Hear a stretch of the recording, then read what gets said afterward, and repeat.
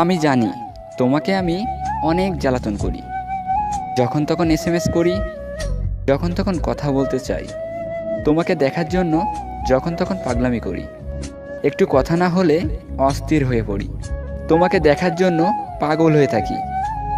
তুমি না খেলে জোর করে খেতে বলি, তুমি না খেলে আমিও পাগলামি করি, ছটপট করি আমার প্রতি তুমি একটু মন খারাপ করলে।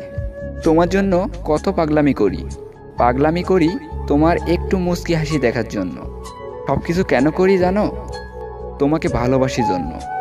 না হলে কে পাগলামি করবে এভাবে? কে তোমাকে জ্বালাতন করবে?